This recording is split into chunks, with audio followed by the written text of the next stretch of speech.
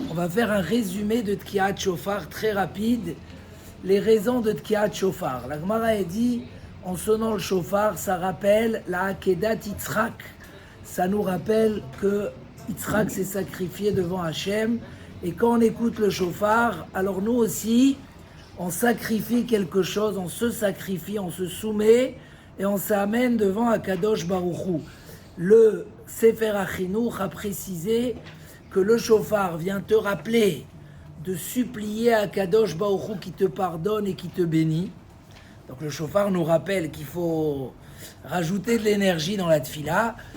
Et les trois hautes, ça vient rappeler qu'il faut casser ses mauvais désirs et réparer ses fautes.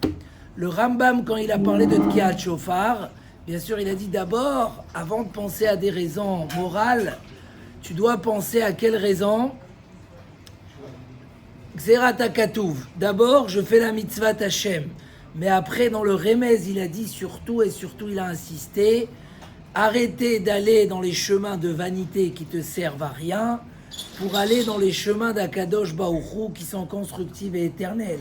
Ça veut dire laisser l'éphémère pour le Netzach. C'est ce que le Rambam a précisé dans le rappel du Tkiat Shofar. Le Ritba, il a précisé le sujet, tu entends Shimon, de Hamlachat Hashem.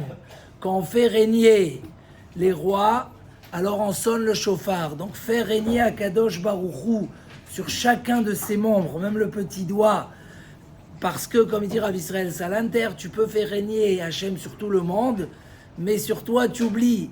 Tu oublies qu'il faut pardonner, qu'il faut être gentil, qu'il faut être du chesed, qu'il faut faire les mitzvot. Donc, Malchuyot shetamlichuni alechem. Le shofar vient nous rappeler de faire régner Akadosh Baruch Hu sur nous. Pour résumer quelques petites halachot, en bref, d'après le Rambam, l'essentiel de la mitzvah, c'est d'écouter le shofar, pas de le sonner. D'après Rabbeinu Tam et le Smag, la mitzvah, c'est de sonner le shofar. On a ramené que le Avnei Nezer dit que même si la mitzvah, c'est d'écouter le shofar, il faut quand même une action de sonner. Donc il faut que l'action elle soit cachère. Ou d'après le Chazon Ish, il faut que ça soit une voix de chiyuv. Donc malgré que la mitzvah, c'est d'écouter, il faut que la source d'où ça a été sonné, ça soit une source qui est valable. Donc, on a dit que le nombre des tkiot est basé sur le doute. Est-ce que 3, c'est gnicha ou yelala? Est-ce que c'est tout ou c'est tout? À cause de ça, alors Rabbi Abaou nous a dit de tout faire, ce qui nous amène à 30 voix obligatoires. Ensuite, on a le Shulchan Aruch, il a rajouté qu'on a l'habitude de faire 100 voix. Hein, ça vient du Aruch à la base. Et les Sfaradim rajoutent à la fin 3 Gdola. La dernière, 101.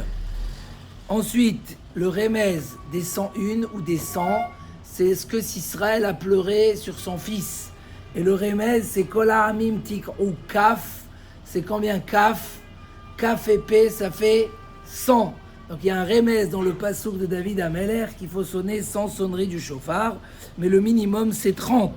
On avait dit que les premières on peut s'asseoir. Le Mishnah Bora il dit qu'il y a qui sont nohagim de se lever même dans les premières, comme on fait ici à Or Torah.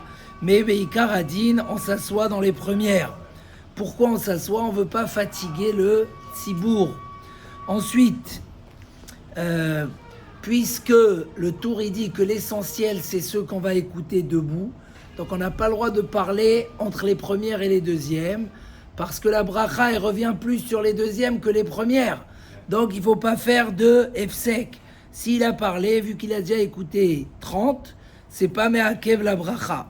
Le Rambam explique que quand Rabbi Abaou il a dit qu'il faut faire les 3 catégories de sonnerie, les 3 catégories, le Rambam y pense que vu qu'il y a un doute, alors il faut faire les 3. Donc on ne peut pas se dispenser de la mitzvah de la Torah si on n'a pas fait les 3 catégories de sonnerie.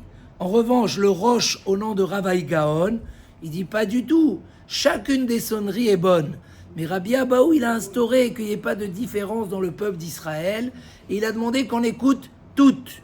D'accord? Donc c'est pas dans le doute, c'est juste pour s'acquitter de toutes les façons de sonner le shofar et être tous unis. La nafkamina entre les deux, c'est est-ce qu'on pouvait faire le vidouille entre tashrat et tarat. Si tu dis qu'il y a un doute, faut se taire jusqu'à que tu finis tout. Parce que peut-être tu n'es pas encore acquitté, tu ne peux pas arrêter avec la bracha. Mais si dès la première série, tu es déjà acquitté, et la deuxième, elle est rajoutée, donc tu peux déjà faire le vidouille. Et donc on a ramené ce débat à la Chik, où le Mishnah Bura, il pense qu'il ne faut pas faire de vidouille juste dans la pensée, mais il ne faut pas parler entre les tkiot, même pour dire Hachamnu, Bagadnu, etc.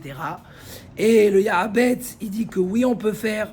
Le Rav Ovadia Yosef, il dit qu'il faut mieux pas parler.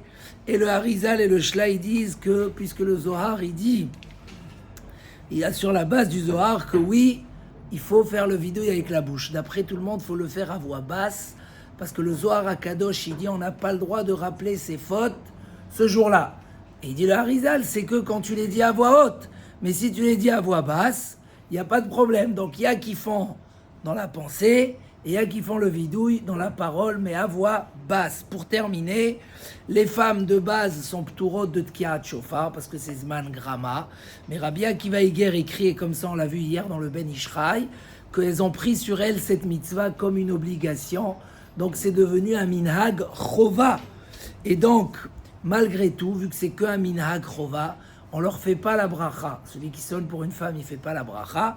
Les Ashkenazim, oui, font la bracha pour les femmes, parce qu'ils pensent que tous les mitzvot assez chez Azman Grama, si la femme elle veut les faire, elle peut les faire avec bracha. Dans tous les cas, si une femme ne pourra pas sonner une année, elle devra faire Atarat Nedarim, d'après le Ben Ishraï, où le Yalkut Yosef il dit que son mari pense pour elle la veille de Rosh Hashanah pour sa Atarat Nedarim. En Bezrat Hashem, comme dit la Gemara, si on écoute la sonnerie du shofar, on a une année garantie. Si une année on n'écoute pas le shofar, Chaz Shalom, voilà, cette année écrit les Mfarshim que puisque le premier jour c'est Shabbat, donc il faut se renforcer donc Douchat Shabbat, parce que c'est le Shabbat qui va faire la vocation du shofar de faire taire le Satan. Donc il faut que le Shabbat soit à la perfection. Bezrat Hashem, Chazak, Chazak, Venit Chazek.